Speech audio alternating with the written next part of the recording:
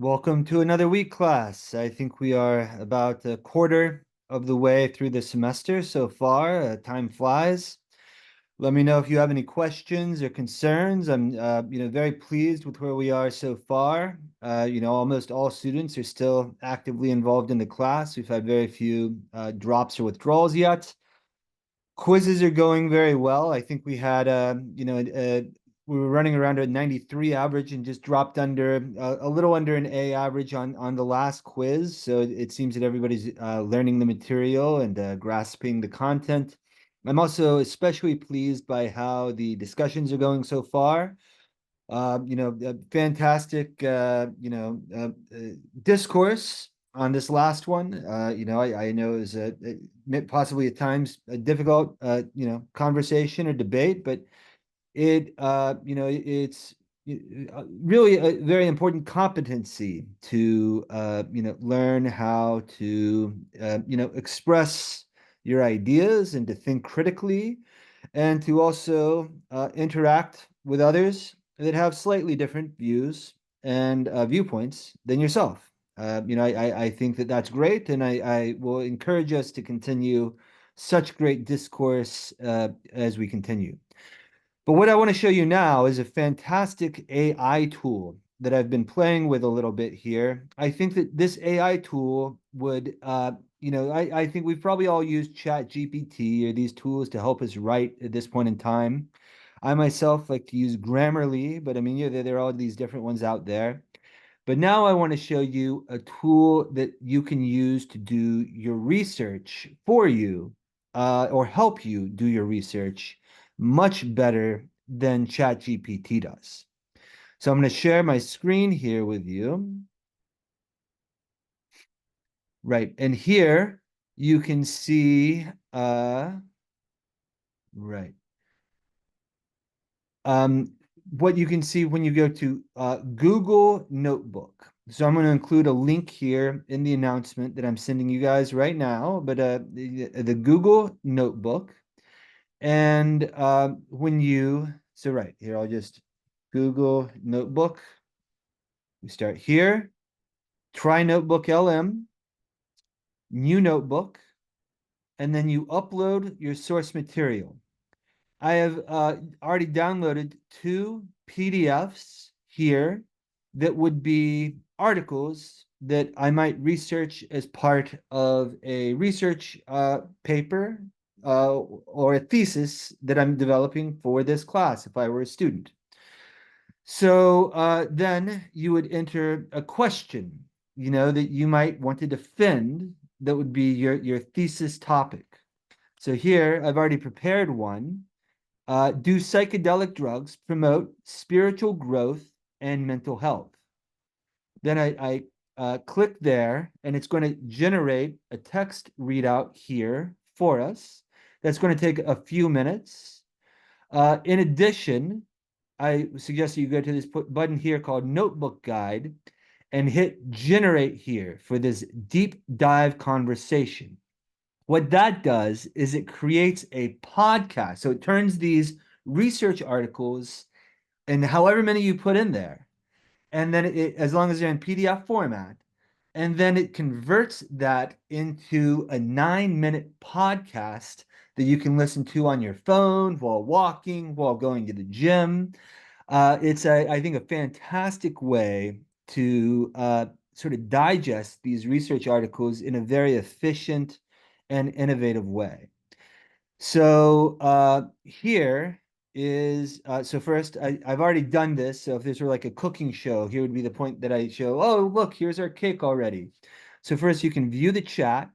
And here is, you can see sort of an overview of, what it says. It goes into some detail about how psychedelics might promote spiritual growth and what that means. What is spirituality, according to these articles? And then how might psychedelics promote mental health, well-being? Here's some key bullet points here, and then an overall summary. Just a beautiful little summary, nutshell, Cliff's Notes, Spark Notes of these research articles you can create on your own. And then you can go to this podcast here, which I'll play just a little snippet of here. I'm gonna go, it does a little intro first. Ayahuasca, those kinds of things. But spiritual growth, that could be a little bit of a slippery term, right? How are we defining it in this context? Yeah, you're right. Spiritual growth means different things to different people, and it's definitely a pretty broad term. But for today's deep dive, think of it like this positive changes in your sense of purpose, your connection to something bigger than yourself, your core values. It's that deep personal stuff, and it usually unfolds over time. So it's not just about having this big, profound experience on, say, magic mushrooms, but about how that experience ripples outward, how it shapes your life long after the initial trip is over. You got it. It's about those lasting changes. And that's what makes this research so fascinating. It hints that these substances might be like catalysts for genuine, enduring spiritual shifts. And we're not just talking about small incremental change. Right. So I'll also share you this notebook here that I created with this podcast in it, just for your own reference. But my point isn't so much that you should listen to this particular podcast, but this tool here, this Google Notebook.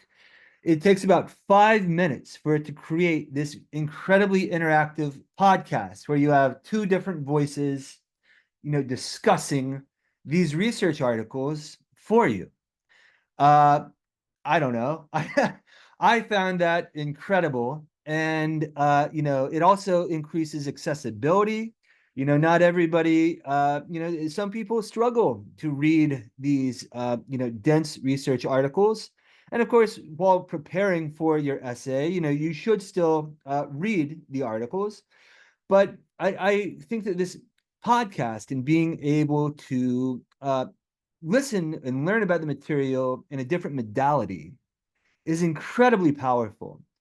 Now, if you wanted to cite this podcast in your paper, you can do so. You can use this podcast as a reference, and really, I would be perfectly fine with you not even citing it necessarily. I mean, you can, but you can also just use this to help you digest the material.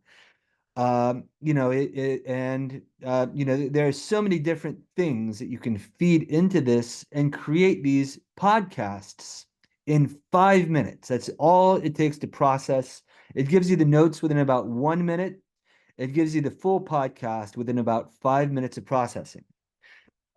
Incredibly powerful tool. Google Notebook. I highly recommend it. And then I'm just going to end here with a little, soapbox pitch on these AI technologies. I think that learning how to use these sorts of AI technologies is an incredibly important competency that will help you not only in school, but as you go on. Not only can you teach yourself things on your own, just think about the power of this that you could use for your own future job one day. I mean, maybe, really, no matter what you're doing, maybe you want a way to explain sort of a PDF instruction manual of how a dishwasher works. And you have this 40-page PDF.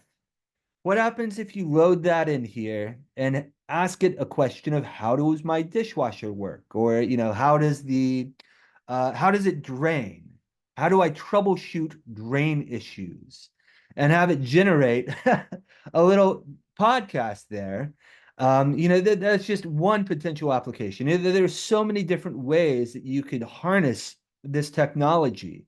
And I think that there is, unfortunately, a bit of an old guard that want to sort of pretend that AI doesn't exist.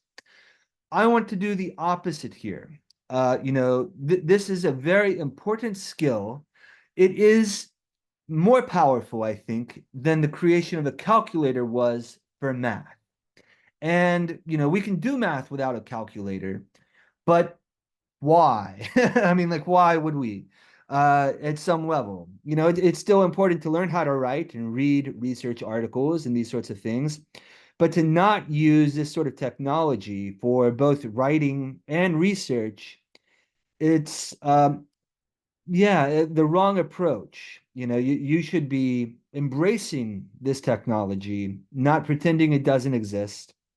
And this Google Notebook, I don't know, it's the best one I've seen yet. I highly recommend playing around with it a little bit. Give it a go. Upload some research articles to it. You can also upload readings like from the Bill Poland book or from other things that you might be reading in preparation for a class or anything really. Why not also, at the very least, also listen to these little podcasts that you can create and yeah, you can study much more efficiently and in a fun manner and do your research this way while working out in the gym, while going on a walk with your kids, while traveling or commuting. It's just incredibly powerful stuff. So, I hope you enjoy this technology and yeah, hopefully it's something you can embrace a little bit on your own.